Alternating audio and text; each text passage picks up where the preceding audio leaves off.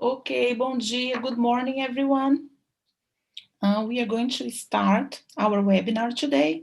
And today we have the privilege to have Dr. Bróna Murphy with us. I will briefly introduce her because her research is very extensive and we want to take the most of her time today. First of all, I have to say that this webinar is co-organized by the study group of language for academic purposes and also with the help of our international office, especially the language proficiency sector. My thanks to them for helping us with advertising and organizing this webinar. Dr. Bróna Murphy, she is a professor at the Institute for Education, Teaching and Leadership at the University of Edinburgh, where she teaches and supervises masters and PhDs in the areas of corpus linguistics, spoken discourse, social linguistics, especially gender and language, corpus linguistic and the application to teacher education, and also academic English. She has a significant body of research on those themes encompassing the areas that I just mentioned. And we are, again, I have to say, very happy that she could take a little bit of her time to stay with us. Afternoon for her and morning for us. Thank you so much, Bróna. You can take over. Not at all, Barbara. Thank you very much for inviting me and for having me on. And good afternoon from Edinburgh and good morning to you all. So in today's webinar, I'm going to talk a little bit about academic reading.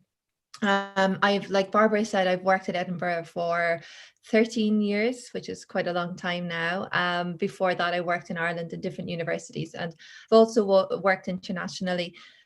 And over the last 13 years, one of the biggest things I see are our students having difficulties around academic reading lots of texts in a short period of time to write assignments.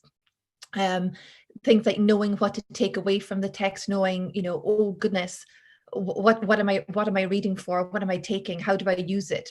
Okay, so these are all the kind of things that I'm going to talk to you about today, because Barbara has told me that this is the kind of information that's going to be useful to you as well. And I know working with my students over the last 13 years at Edinburgh, these are the kind of things that they struggle with. So like the title of my webinar today, it says, don't just read and leave, stay and engage.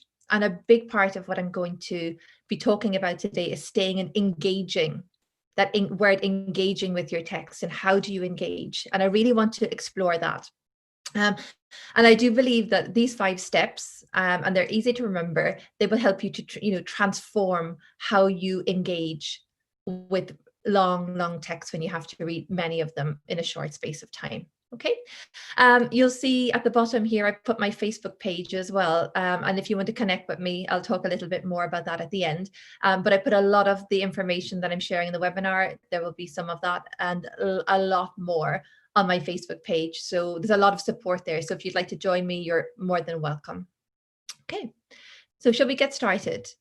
All right.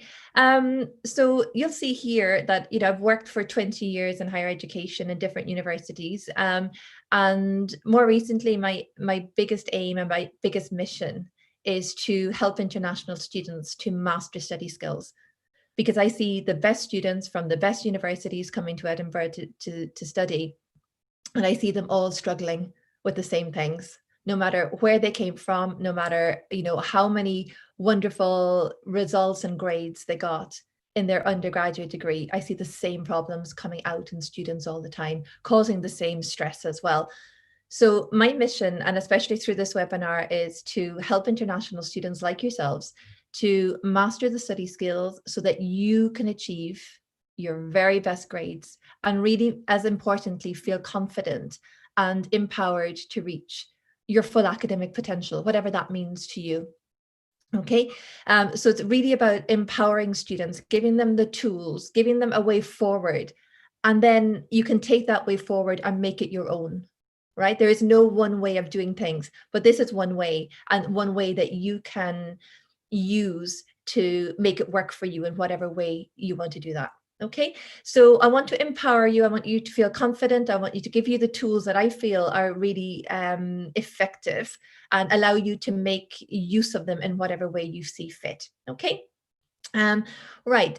So in order to do that, then my focus today will be on 5 key things, 5 key steps that I feel will really help guide you. And that's what I want to do today. I want to guide you. I want to empower you, make you feel confident, and give you agency over these study skills. Because a lot of my students tell me, I can't do this, or this is too difficult. I've got so much reading to do. Everybody else is reading more quickly than me. I'm never going to get there. And I don't know if that sounds familiar to you, but that's kind of what I hear a lot of the time. I'm reading these things and wasting a lot of time, and I don't know what I'm taking away. Okay, so what I'm talking about today is hopefully going to provide solutions for these kind of problems. And like I said before, really, really help you to engage with your text in a way that you mightn't have done before. Okay, right. So these are the kind of problems that I hear all the time. Bróna, do I need to read everything? Right? How do I identify the main points? Where can I find information on X? How do I make notes, right? So the questions are endless. How do I read everything? How do I read 30 texts and make sense of them, right? And it's a big ask when you have to read a lot for a postgraduate program. We require a lot and we demand a lot from postgraduate students, that you read, that you engage critically, that you can take the main points, that you can come up with your own view and your own opinion. So really it's tough on you guys. And we really need to support you and empower you to try and make sense of these struggles that you might have. And this is what I want to do. So these are the kind of questions that I hear. And very often, these are the kind of students I see coming to my office. So struggling with assignments, especially in the UK, if students have, been in a different university overseas, perhaps maybe in Asia, for example, where the demands and the learning environment is quite different, and then they come to the UK and suddenly, there's a lot to take on and a lot to do that's quite different from what they were used to. So I see students struggling a lot like this. And a lot of the work that I do is providing the solutions and the support for around EAP on a one-to-one, and also with groups as well. Okay. So I don't want anybody biting on their pen and feeling stressed. Instead, I want these kind of students. I want students that are saying, I feel prepared. I feel I can overcome my challenges. I feel I'm ready. I feel I know what I'm doing. I feel confident. I can find solutions, right? So in any postgraduate program, you're going to get problems. You're going to have challenges, and that's fantastic. It really is. You want challenges and you want problems. Why? Because you want to find ways of solutions, and it's through meeting challenges and coming up with solutions that you grow professionally, personally, academically, and so on. So you want growth and personal development in a master's program. You don't want it to be easy. Absolutely not, right? It's not going to be easy, but there are ways that you can, I want you to feel empowered that when you meet an obstacle or when you meet a problem and challenge, it doesn't make you feel stuck, right? That you can unstick yourself and you can find solutions and you feel empowered and confident to be able to look and think, right, how am I going to get around this? How am I going to find a way forward? Okay, so I want you finding a way forward. I want you feeling ready, having solutions. And at the end of this webinar, I want you to have ideas for how little changes or little tweaks that you might make to what you do already to try and make this process a little bit easier and a little bit more transparent and a little bit more structured and a little bit easier for you so that you can navigate it, okay, in a way that works for you. And that's really important. All of this is about finding a way that works for you, right? You can take what you want from it, and what you take might be slightly different from what your classmate takes and somebody else. And that's the way it should be, right? It isn't a one size fits all, but there's a lot of support here that you can make sense of it in your own way, in a way that works for you. Okay, right. So I'm going to go through these steps and I'm going to highlight different examples as I go along, just to show you what I'm talking about when you're reading and faced with a long text. And by a long text, I'm talking about something that's, 20, 25 pages, or maybe a bit longer. So a journal article or a book or edited volume, right? This is the kind of stuff that I'm thinking of, right? So if you're getting an assignment together and you've got a pile of reading to do, right? And you start reading. A lot of my students say they go to the library, and I don't know if you're like this, they go to the library and they sit down and they start reading. And suddenly 2 hours have passed and they're like, oh my goodness, I don't really know. I've been here for 2 hours. I haven't got anything from this text. I don't know what I'm taking from. I'm getting stressed. So my very first step and my very first piece of advice is always know what you're looking for. Okay. And this might be generally, it might be specifically, it might be generally to start with. And then as you go along, you become more specific in terms of your vision, in terms of what you're looking for. But always start out with a focus. Okay. And if you're clear on what your reading needs are, right? This will help you to be clear on why you're reading a particular text. And by this, I mean, know why if you pick up a book, know what it is that you're looking for, right? So if I'm writing an assignment and maybe I want to do something on a literature review, then maybe I'm looking at language and gender. So I want maybe a historical overview on what's been done on language and gender. So if I pick up my book, my reading need is, right, okay, I need to get my head around what's been done in this area. So I'm not looking at that point, I'm not looking for, data, I'm not looking for results, I'm just looking for the literature, what's been done, who are the key people, right? So in my mind, I'm focused on why. Why am I reading this book? To see if I can find out who are the key people, what have they said, what have they written, what have they done, and what's kind of been done since, let's say, 1970s on language and gender to date, right? So each thing I pick up, I've got a clear focus in my mind. I've got a reading need, right? I'm not picking it up and just going through it. I have a need. There's a need here. I've thought about what my need is. Where is the gap in my knowledge? What kind of information am I looking for? And what's my reading need? Okay. And if you always have a reading need, then it helps you focus. It helps you focus. It helps you to read and quickly decide whether you want this text or you don't want it. If you don't want it, then on to the next thing. Okay. And I think this is one of the really important starting points when you're reading, is to make those calls very quickly. What kind of information am I looking for? Why do I need this information? Okay, am I writing an assignment? Am I doing the literature review part? Am I writing up my findings for my master's dissertation? Am I looking for evidence, right? Why do I need this information? What part of my assignment is it going into? Okay, am I looking for more evidence? Am I looking for somebody else with a view that's really going to reinforce my own?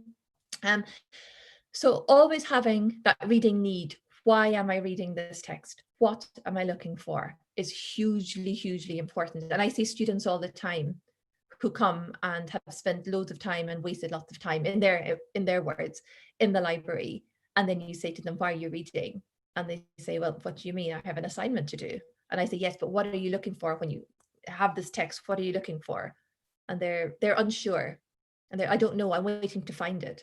But it's very difficult to find something if you don't know what it is that you're looking for. It's not going to jump out on the page. So to be really an effective reader, you have to do a little bit of reflection before you start and organize your reading and think about what kind of things. And it might be a number of different topics you're just kind of seeing. It might be very specific. It might be evidence. It might be a discussion on data and methodology, because you want to really see how they've collected the data and to take advice from that. Or you're looking for consolidation, or you're looking for whatever it is, but always know why and what your needs are. Okay. And like I say, having that reading goal, whatever you want to call it, a reading need, reading goal, something you want to achieve, it helps you focus and it helps you decide whether you're finished with this text now and can move on to the next one, or whether you're going to stay with this text a little bit longer, right? And I think to get to your reading needs, and I mentioned reflection a moment ago, I find it hugely beneficial before you start reading is to take a moment and, take a blank page and then write down all of the things that you might be looking for, right? So they're fresh in your mind and they're here and they're not here, and you're focused and you're looking for those, and when you're skimming and scanning and going through the book or the text, when to stop because you've seen something that's going to fit in with, that might be useful, and might help you address that gap in knowledge that you want to address. Okay, right. Um, the other thing that focus reading, and this is focus reading, it's reading with direction, it's reading with purpose, right? It's not just reading aimlessly. There's a reading with purpose here, and it's time effective, it's energy effective as well, and it encourages you to make choices so that you can decide what you want, okay, and what you don't want, right? And choices, it's all about choices. So that you don't coast along just looking at a book for a few hours and then realize 3 hours later, oh, this book isn't the book for me. Okay. So that you quickly can assess something and decide whether or not it's of use to you. Okay. So choice and the choices, and you being an active reader and having agency and not passive. Right. So you're an active reader, you're engaging with the text, you're thinking about what your needs are, you're deciding making those choices about whether something's important to you or not. And you have agency, you're active, right? We want to move away from the passive reader who expects, something to appear, or just kind of keeps reading and then, wastes time or doesn't use time as well as they could. Right. So you're active, you're encouraging yourself to make choices because you have a focus or ideas in your mind as to what you're looking for. You have needs and you've identified them. Okay. Right. So just to give you an example of, some of the questions that you might ask that might be reading needs, you might say, pick up a text and say, do I need all of this text? Right? Do I need this chapter only? Do I need these 3 chapters? Okay. Do I need this text at all? Actually, is it really of any use to me? Which parts are of interest to me and why? Is there anything here that meets my reading needs? Right.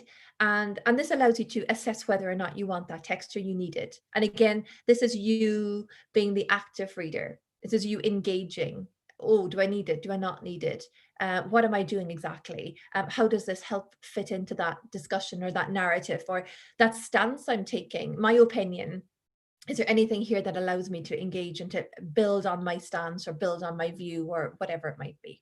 Okay. Right. So I think this first point that I'm trying to talk about to you here is that if you read without purpose, it's very difficult to find what you need because you don't know what it is. Right. And students that are new to academic programs, this is the trap, this is the problem that they very often fall into. Not having a purpose, not having a reading goal, not identifying or taking time to reflect and identify what it is that they're looking for in terms of information or in terms of literature, right? And if you're trying to read lots and lots of text, then you've got to have focus and you've got to be read with purpose and be active, have agency. Okay, it's hugely, hugely important that you're an active reader and that you're engaging that way, asking the questions, making decisions, looking at what your choices are, moving on when the time is ready to move on.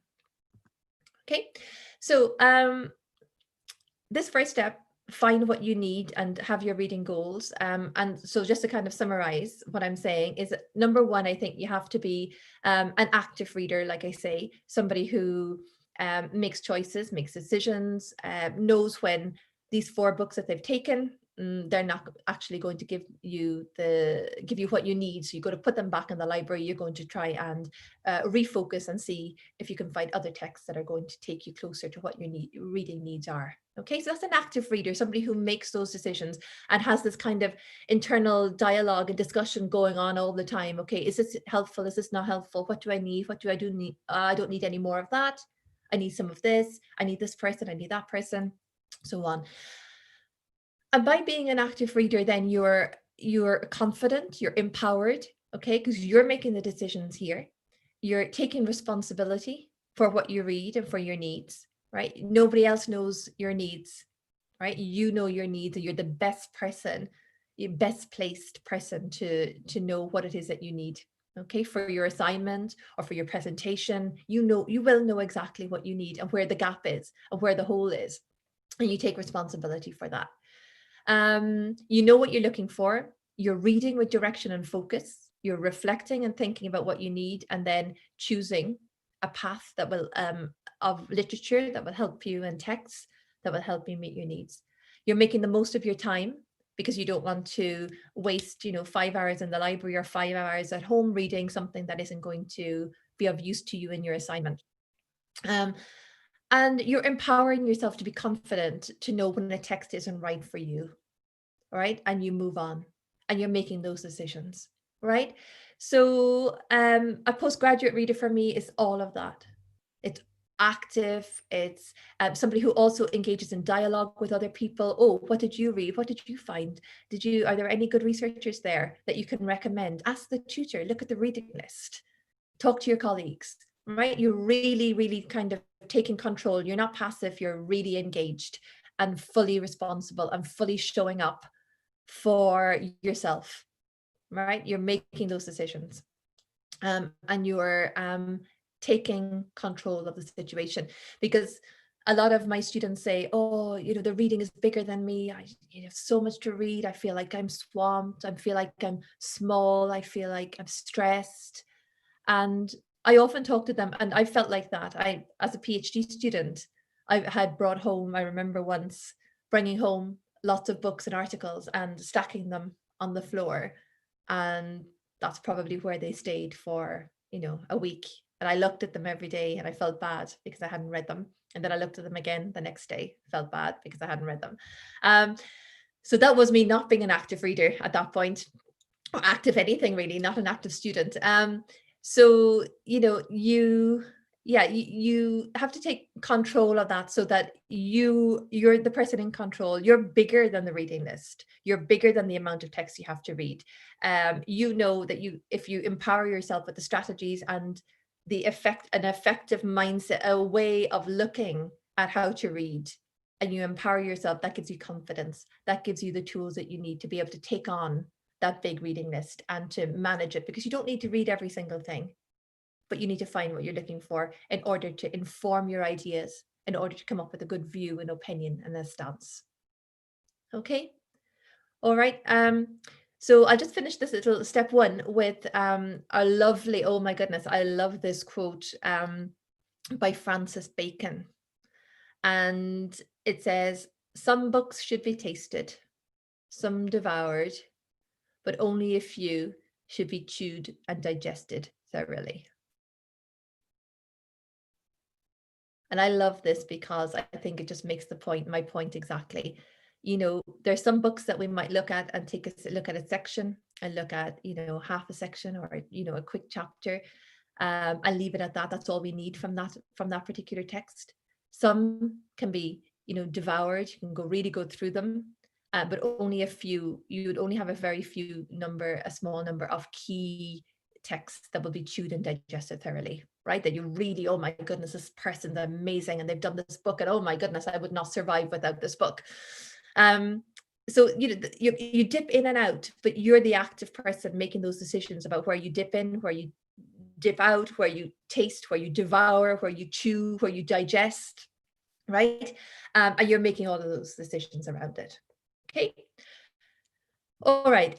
Step two then, finding the information that you need. And again, this is building on number one, where you decide what you need, and number two, then where you find out what you need.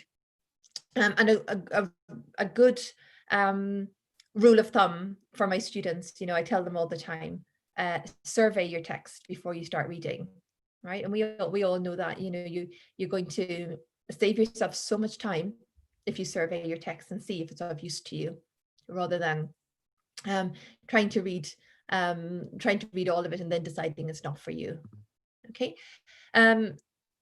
Students ask me this all the time: do I need to read the whole text? And I say generally no. There are texts, like I said, that you will chew and digest their key texts. Wow, they're the, you know, the ones that are really useful. But generally, no, and again, this comes back to the fact that if you know what your reading needs are, you won't have to read the whole text, because the whole text probably won't be entirely relevant to you, and you want to use your time effectively. So you want to find the parts that are of interest to you, and the whole text probably won't be. There will be text, like I say, which will be, but there will be very few. Okay, so it's about coming in and out and making those decisions. And this is where in the past my students have had the difficulty, because they've thought, I've lots of reading to do, I need to read the whole thing. But you don't have to read the whole thing.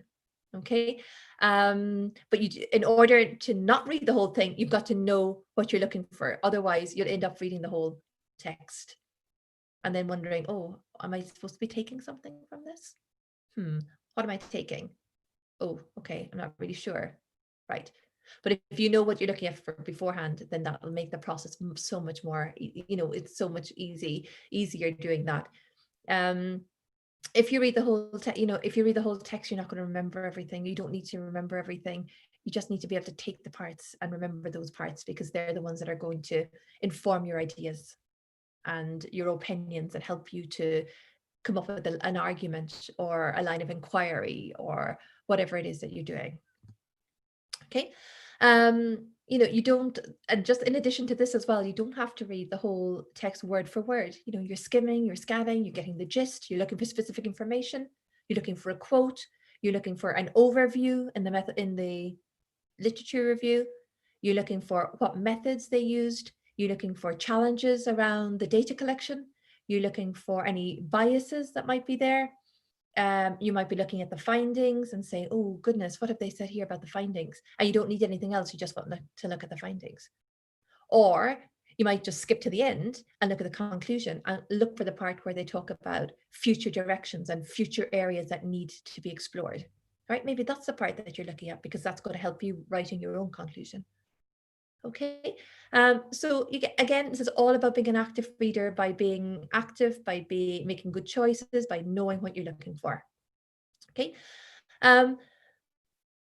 and you know, you need to read it, but by reading I mean, you know, skimming, scanning, skipping over pages, skipping to sections, not reading the whole thing, because you don't need to read the whole thing. Right? You've got reading needs, you've got a reading foci in mind, and you're using these questions or these ideas or these topics that you've got in your mind to direct your reading and allow you to dip in and out depending on what you're looking for. Okay, right? Reading, like I say, can mean skimming for gist, scanning for specific information. It can be looking at just reading a chapter, just reading a section, reading a couple of chapters, reading the whole thing, less likely, right?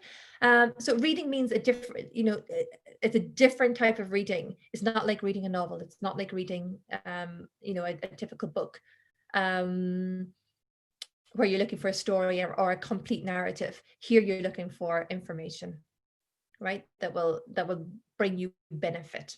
Okay, so you have to use reading techniques that will allow you, and strategies that will allow you get to the information quickly, because you haven't got all of the time and you have to get through a lot of reading. Okay. The other thing that you need to, and I'll talk about this in my steps 3 and 4, which I'll do together in a second. The big thing at postgraduate level as well is that you engage critically with your text, right? And by engaging critically with your text, this is again you as an active reader. By engaging critically, I mean that you don't accept every single thing you read as being the truth. You question it, you challenge it, you wonder if they had other data, would they have found something else? You wonder, is this person's, you know, what kind of evidence is there for this person? How do they collect the data? Who was involved? What kind of information did they get beforehand? You really engage, you really engage critically, you challenge it.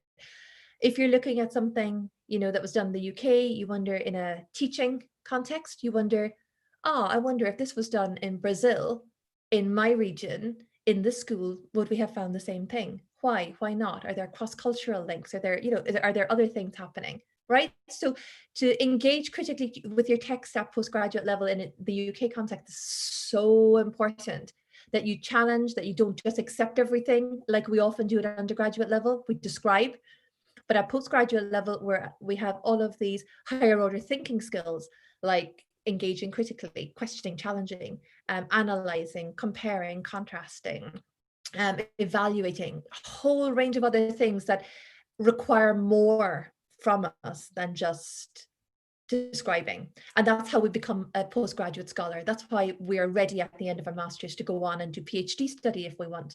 That's why if we go into jobs, we've got skills to sell, right? You become, somebody who can critically engage. You can weigh up the pros and cons, right? You can evaluate something, you can assess something. You've got these skills from reading the literature, from reading about arguments, and these are skills, lifelong transferable skills that you can use if you go into work, that you can sell on your CV. You can put them down and put them on your CV, and sell them on, because, as part of a job, you are employable because you've got these skills. These are part of the package, because you've studied at such a high level, right? So when you're reading, engaging critically, questioning all the time, right? You find the information you're looking for, and then you question, you challenge it. What are the counter arguments, right? Who else has done this work? Has anybody else disagreed with this? Why have they disagreed with it? What have they found? And so on, right? Hugely important. Okay. We make useful notes as well, and I'll talk about this in a little bit as well. What's really important about making useful notes is that you just don't underline and leave, right? What's really important is that you can underline if you like, but that you make sense of the notes after. You decide, what are your big takeaways, right? What are your opinions on these takeaways? And you engage critically with that. And you come up with little ideas that you can take and put into your assignments. Maybe little arguments that become bigger arguments later down the line. So again, we can underline and you can describe, oh, this person said this and this person said that. I want to suggest that you take your note-taking a little bit further, and then you write your own critical views. So do I agree? Do I disagree? Why? Right? And you write those down. And then you kind of, oh, wow, I'll come up with an argument here. There's a little bit of an argument. So at the end of your article, you've got some of the key points from the text, but you've got your own views. And then you've got maybe a third one where it says, this could be useful for the following argument or the following idea or the following something. So when you come back to read your notes on this, that you're not just looking at pages and pages and pages of underlining and kind of scribbles, but that you've got to the end of it and you've engaged critically and you've said, right, I agree, I disagree, okay, right, okay, I know where I am here. And then you, on one page, you write the three things. So when you come back later, you're not having to go back to the whole article and wonder, oh, what did I think about this article? But you have it there for you. Okay, I have a lot more to say on this, but this is just kind of the general view that always engage, take your note-taking a step further. Don't just describe what they've said, describe and engage with it. And that will give you a lot of fuel for thought for later on, okay? So it's not, like I said already, it's really not necessary to read everything as you go, not every word nor every page either. And generally when you're reading to get a good understanding of the overall field or the overall topic of the overall area. And again, having your reading needs in place and in mind will help you with that. Okay. When you're looking for information, my biggest thing is about reading widely. So read widely so you catch everything, right? So the main people, the key research, but also read deeply so that you can engage and interact with the ideas and views. And that's really important, so that you read widely, cast a net wide to catch everything, and then you read deeply to engage with their points and their views and their ideas. Okay. Also key to all of this is that you make sure that you access contemporary work on a particular topic or area as well, so that you read pioneering work, but also that you read the majority of it is contemporary, up-to-date research that isn't old and dated and old-fashioned, right? So that it's contemporary, it's recent, and that your views are supported by recent evidence and studies and so on. Okay. So once you've read your text and you've found what you're looking for, and this is what I was mentioning just now, is that you write down the top 5 views or the top 5 pieces of information which meet your reading needs and which are of interest to you. So whatever they are, but have a takeaway, take away something from your text, and then write your own thoughts and your views on that information, right? Don't just leave it as a descriptive piece, but engage with it. Do I agree with it? Do I not agree with it? Why not? And sometimes that's enough just to kind of get these ideas going and helping you to form some kind of an opinion and some kind of view. Okay. And through all of this, just remember that you're in control. You're active reader, you're making the choices, you're making the decisions, you're engaging. This is you really this is you being active. You're involved in all of this and you're in control. Okay. And I think it's a good one to remember, because a lot of, like I say, a lot of the students often feel that they kind of lose control, and the reading takes away their time, it takes away their energy, it takes away their direction and focus. But what I'm trying to say in this webinar is that you flip that, and you're active and you're taking control of all of this, and you're making the decisions about how much you read, how little you read, how you engage, why, and how you use that information. Okay. And just to finish this section, once you read, you will forever be free. Okay, so once you learn to read, you will forever be free. And I underline read here because I think once you read, you will forever be free. But once you read, as in you know how to read for an academic context.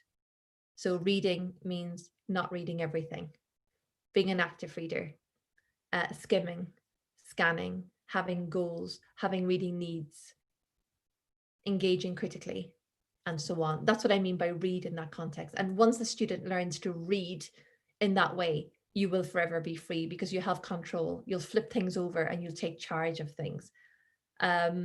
And I think that's empowering. Like I said at the beginning, it gives students back the power. It makes them feel confident. It makes them gives them the tools to know, to be able to come up with their own system, and a system that works for them. Okay. Right, so at this particular point, once students have decided what they're looking for and then they've read the text, most students finish and they move on to the next text. I found my information and I'm moving on, right? I say at this point, stop. Okay, stop for a moment, because if you move on to the next text right now, this is where students miss out. Okay. And I want to add in here, so students will look for information, they'll find it, and then they'll move on to the next thing. I want to say stop. Before you move on, there is what I call this transformational space. Before, just when you think you're finished and before you move on to the next text, there's this transformational space where you can think about what you believe and you can reflect on how you use the information in order to move forward. And I want to talk a little bit about that. Okay. So this kind of this little moment in time, right, before you put that article away and you go to the next one, is transformative. Why is it transformative? Because you can use the information that you found to come up with your view or your opinion or your stance. So you can basically engage in a critical way with what you've read. So this moment, this transformative space, allows you time and space and a quick moment to think about whether you believe or whether you want to take somebody's argument, or whether you want to use their framework or not use their framework, and why not or why, right? So this moment allows you to engage in a critical way with what you've read. If you move on before doing this, all you're left with are, ideas and different things that you can describe. Yeah, they said this, they said that, they said the other thing. But at postgraduate level, if you're writing assignments, we need to hear your opinion, your stance, your view, what you believe. So if you take this moment to write down 4 or 5 things that have kind of resonated with you from your text and write your views next to them, this is going to transform how you read, because not only is this going to be useful to you in terms of your understanding of the text and in terms of what you believe and understand, but it's also going to spill out into your assignment, right? So these ideas that you come up with here in this transformative space, whether you agree with that theory or whether you don't agree with it, or whether you're taking this definition and somebody else's definition and you're going to combine them and you're going to come up with a little bit of your own, all of that will move in, will inform your ideas and will find its way into your assignment. So when you're reading, you're not only reading, you're not only thinking, you're also writing. Your assignment is being written as you're reading, if you engage in a critical way at the end of every, throughout the text, but also at the end of it, right? And I think this is hugely transformative for learners, for students, because you're engaging, right? You're doing more than just taking the information and describing it or just leaving it there for later. You're wondering, you're thinking about it, you're questioning it, you're challenging it, you're wondering, you're reflecting on it, you're using it, and it's going to find its way into your assignment through your stance and through your opinions, right? You're through engaging, you're, like I say, you're questioning, you're challenging, you're wondering, oh, I wonder if, yeah, okay, are there alternative views? Are there counter arguments? You're engaging on this higher level, and that will all help you to come up with your views and to come up with opinions that find their way into your assignments. And when you're writing your assignment, that will show. You've been informed by the literature. This view has come up that you didn't find in the literature, but suddenly you want to express it. You want to tell your tutor about it in your assignment. Okay. If you skip this part, it's my belief that students miss out on a hugely transformative stage. That's going to be massively beneficial to everything, to the whole process, to your writing, to your thinking, to your reading, and so on. Okay. And often at this stage as well, students think, oh, what other alternative views are there? I haven't found anything here. And then that helps them look for other texts that are going to that are going to provide them with those counter arguments that they need. Okay, so it spills into reading. What do I need to read? What other things do I need to read? What other things do I need to find out? And it also shapes the assignment going forward. Okay. Also, what it does, this transformative space, not only does it inform your writing and so on, but by engaging in that way and saying, I believe, I don't believe, I agree, I don't agree, what you're doing is you're letting your voice, you're finding your voice and you're letting your voice shine through. And by your voice, I mean your opinions, your ideas, what you really believe, not just because the author wrote it, but what you believe, right? You might want to challenge something, right? You might read something and say, okay, I want to challenge this, that if we looked at a different context, we may find something else. And this is something that I want to explore, right?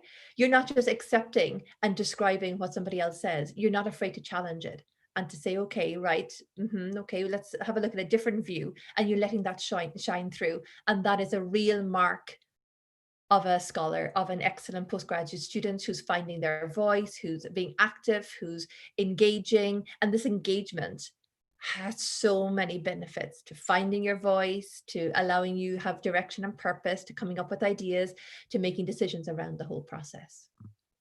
Okay, so what I mentioned earlier on about notes, I'd love you to use this. I've adapted it from the University of Leeds, but it's a different way of taking notes, right? So it's a three column format that I think you'll find helpful, and it just encapsulates everything I've been talking about in this webinar. So the first column is key information. So like I said, anything that you found important, definitions, findings, different perspectives, different views. Okay, and the second column are your notes, exactly what I've just been talking about. So what are your thoughts on these views, on these arguments, on these ideas, and how do they link to what others have said, right?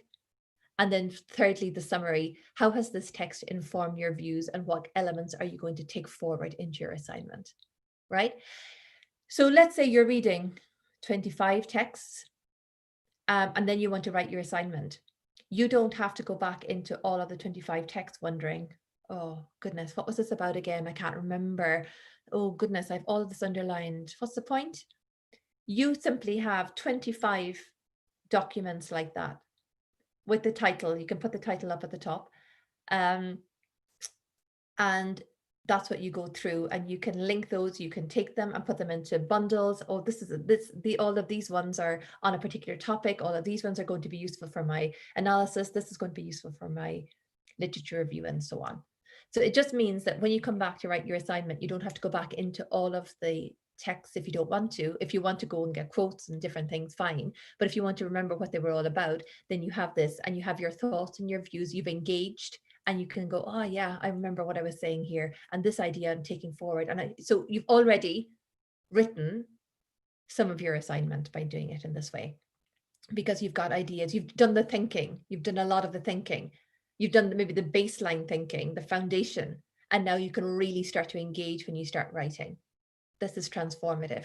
If you go from just finding information and onto the next text, you miss out on the space where you can engage in this way, make critically engage, make notes that are going to inform your thinking, your reading, your writing, and ultimately inform your voice and what you say in your assignment.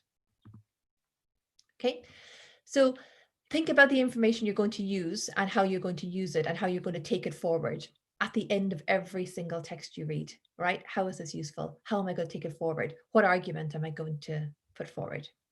Okay, so just to kind of reiterate, I suppose, the biggest mistake that I find students make is that they read and underline almost everything. And I, hands up, I did it myself as a student. And it wasn't very, I remember it not being or not feeling very useful. But I didn't know what else to do at that time. So, the biggest mistake students make is they read and underline almost everything, and they rarely stop to critically engage and to think about what to take forward and how to use it as part of their argument, right?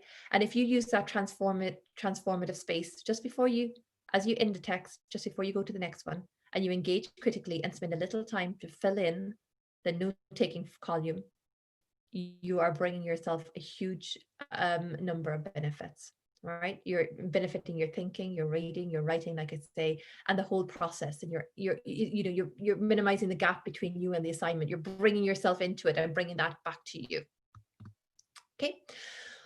All right. And my final one, how are we on time? Yeah, about 5 minutes. So step 5, the final step is, you start to build your argument. So reading in this way and using that transformative space, you start to build your argument for your assignment or for your presentation or for your class discussion, whatever argument you're building. And your argument is your point of view. It's your position which shows where you stand in relation to a particular topic. And you can support, an argument can support a particular thing, can be for and against. It can persuade somebody, it can convince somebody of something. It can show somebody something, problems or difficulties around a theory. You can reason with someone to get them to change their mind. These are all the different things that an argument does. And you can't have an argument without engaging and critically engaging and thinking. And that's why it's so important, I find, to use that space at the end of a text to be able to, to get to grips with this and not leaving it until later, because it's so much more difficult when you're trying to do all of that for all of your texts. Okay. And like I say, an argument is usually, justified, it has reasons, it's usually supported by reliable evidence. And by doing this at the end of each text, you're really, really getting engaging in a way that's going to be useful and really getting into the detail of the particular text. Okay, right. So as we're coming to the end, I just kind of want to highlight this. I think, there are lots of different ways of doing this. These are 5 steps and 5 things that I think are hugely important for any reader. But the biggest thing that connects these 5 steps, and right at the very heart of what I'm talking about today, is that an active reader, an active student, a student that engages and makes decisions and engages critically and thinks about what they have to say and finds their voice, right? And there's no one way of doing that. This will come in lots of different shapes and forms and sizes for all of you. It's about finding what works for you, and not being afraid to try things out. Winston, I put this quote here, and I put an asterisk because it says Winston Churchill, but I think there's a little bit of controversy that, around the fact that whether or not Winston Churchill said this. So, I'm not sure he said this, but it does center around him. Success is not final and failure is not fatal. And I think I want to underline this, and I want you all to write down somewhere: failure is not fatal. It's great to fail because we learn so much. right? But what it's all about, it's about the courage to continue. And that's what, that's what counts. The courage to continue, that counts. And we try out different things. Some things work, some things don't. But failure is never fatal. And we learn so much. And if we learn it from it, then, that's amazing and that's fantastic. And we move on to the next thing.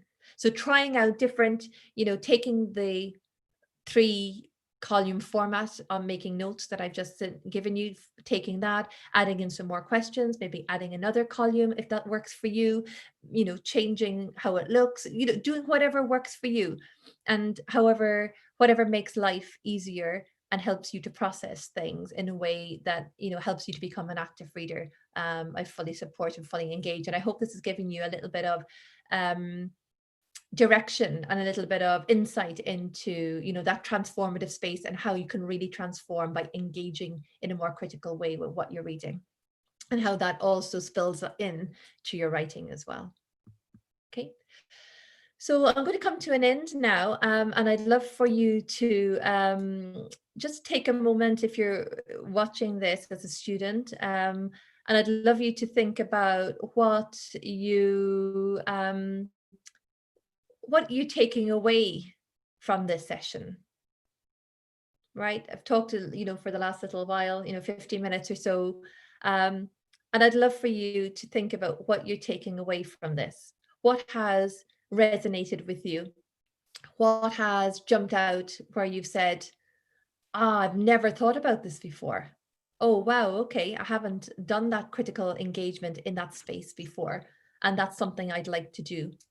Right? It might be, wow, I didn't have a 3D column for making notes. I think I'm going to take that, or I'm going to change it slightly to make it work for me. Absolutely, go ahead and do that.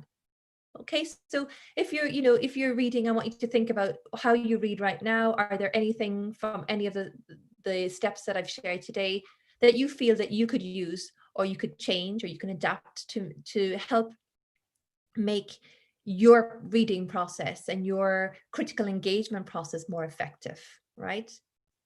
Do you do that transformative space? Can you do that? Could you make more use of that transformative space to critically engage and to help inform your ideas and your opinions and your views, and inform your thinking and inform ideas around how to, where next you need to read and how that spills into your assignment? Okay.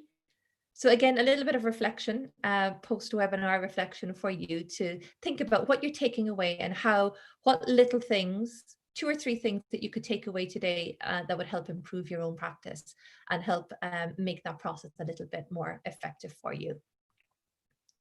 Okay. All right. So just to end on this one, and I think this is hugely important. I've talked a lot with students over this last little while about the importance of preparing. And I think preparing for reading, like I've been talking about today, preparing for writing, getting the skills, empowering yourself with the tools that you need, and not suffering in silence. So many students don't have that, are not equipped with the tools that they need, and they suffer and they waste time. So reach out and ask for help and support around different ways, and get that preparation that you need. And I love this quote by Alan W. Armstrong, when they say, champions do not become champions when they win the event, but in the hours, the weeks, the months and years they spend preparing for it. And this is really, true. We're preparing for something all the time. We're preparing for our reading. We're preparing for, the assignments. We're preparing, and it's a time that we spend, the transformative space, preparing and engaging and thinking and failing and learning. And it's all part of that wonderful, wonderful process, and what makes us scholars and what makes us learners, lifelong learners. There is no perfect anybody, whether you're a student or whether you're a professor. We're always learning, and we're always learning. There's so much to learn from each other, and so much to learn from our own practices as well. And reflection is hugely, hugely important in all of that. Okay. All right. I shall start to finish up there. It's been a real pleasure for me to come and talk to you today about this transformative space. If you'd like to connect with me, I'm on Facebook, and you can find me there. And I put a lot of support around EAP on my Facebook page. And from the end of September, I'm going to be doing a live program every week, and you'll find out more about that as well on the page. My second link here is, if you would like the study guide that accompanies today's webinar, you can download that free as well. It's just a little guide that, how to know what to take away from a long text. It's a free reading guide, and you're more than welcome to sign up for it. And then thirdly, every now and then, not very often, but every now and then, I do some free EAP coaching one-to-one. It's very limited availability. There are some slots there for next week. So if anybody's interested in, if you have a particular challenge that you'd like to chat through, I've got some slots that I do, again, free, available for whoever might want to take me up on it. And it would mean a 50-minute slot where we chat through and, provide some support if there's any challenge that you have. Okay. All right, thank you so much. And I shall finish up there. I have some time for questions. If there's anybody here that wants to ask questions or wants to follow up on anything I said, more than happy. Thank you so much, Bróna. As usual, very insightful and inspiring. I don't know if you can see our chat here. There are a couple of questions there. If you can't see, take a look at it. I can read for you. Let me just let me see if I can stop sharing. Yeah, stop share. Let me see if I can see it. Yeah, chat. Okay. Yes. Yep. All right, I can see these. So shall I just go through some of these? I think we have 3 so far, and we have time to answer then if it's okay for you. Yes. Okay, so I'm seeing one from Polly. Is that the first one, Barbara? No, the first one is from Renato. How the best way to write your first draft? Oh, sorry, okay. Getting some advice about. Yeah. Okay. Yeah. So how to work? Okay. My advice on that, having worked through it myself, but also with lots of students, is just get started. Get started and start writing anything that you can and get it down on paper. And don't look for perfection. Renato, don't look for perfection, just write. And even if it doesn't make any sense, it's getting all of your ideas out and just write until there's nothing more to write. Once you've done that and got it out, and it's through writing that you figure out what you want to say. So if you're drafting, just draft and just write. And once you stop, you can read over what you read, and then you can start making sense of it. And you can see, were there any big key items? Are there ideas about your direction or focus that might want to go into the introduction? Are there ideas about literature? These ideas could maybe go into the main body. Oh, some ideas here about the future. They could go maybe a little bit later, and start making sense of it. And that's the best way, just to start crafting, and don't look for anything that's perfect straight off, because the biggest barrier to writing anything is thinking that it has to be right and has to be perfect straight away. And that shuts down any creativity. It shuts down any ideas. It shuts down everything, because you're worried and stressed about trying to get it right. So my first writing drafts is just get started. Just write anything. And once you start building up that writing reflex and you see what ideas are coming out, then you can start making sense of those. But just do it. I hope that's helpful. There's another one here.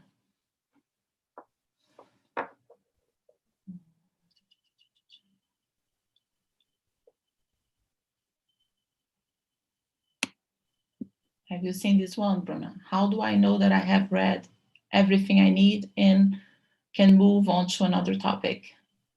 Okay, that's a good one, and really, it's a very good question. I think the 2 things I said in the webinar was, number 1, cast your net really, really widely, so that you make sure that you capture the key people that have written in your area. So you'll come to realize very quickly who the key people are, because you'll see them being repeated over and over again. And once you cast your net widely and you collect all of those, then you can start reading quite deeply. But generally, you'll know once you've read, you start reading 20 or 30 different texts and looking in, you'll see who the main people are. And if you read enough of those, then it's very difficult not to, to leave somebody out. But look at the reference lists, and read, like I say, read quite widely, and you'll see the names popping up. And if you search, you'll see the names that are associated with a particular topic. And that's generally, you can't read everything. You can't read, you can't read everything, and don't try. You can read enough. And as long as you capture the main people, and like I say, you'll see their names coming up time and time again, and then you move on. Always try and get the contemporary texts. So always look for the more recent ones, right? But you can't read everything, and you're not expected to, Polly. Nobody expects you to, because it's impossible for any of us. We're just, humans trying to do the best we can. Mm-hmm. The last one here. Thank you, Dr. Murphy, also the international office, for organizing everything. I'd like to know if you suggest an order to read a scientific article. Is there any particular order? Would you suggest one? No, I wouldn't suggest a particular order, but I would just take you back to the idea that I had at the beginning, which is, what are your reading needs? What are you looking for? On a particular day, like I say, you might just want to kind of get an overview of what's been done in a particular area. And if you are, then the section of the text is probably the literature review, section 2, introduction, and the second one. If you're looking on something on the data and methodology, then I would say you go to that section. You might want the whole text and get a feel for how the study was carried out, and then you skim and scan in order to, find what you're looking for. But always have something in mind about what you're looking for, and then allow yourself, having an understanding of the article is really important as well, because it means that you know which section to go to in order to try and find the information that you're looking for. So an overview, for example, literature review section is probably a good place to go there. Findings might be section 4 or whatever it is in the text. Conclusions and future directions, in the conclusion part. So getting familiar with how to navigate a text and how it's divided in your area, whether it's science or business or education. If you know generally, roughly, what a typical article looks like and how it's divided into sections, then that will help you to navigate and to know which section to go to in order to find out what you're looking for. I hope that's of help to you, Renato.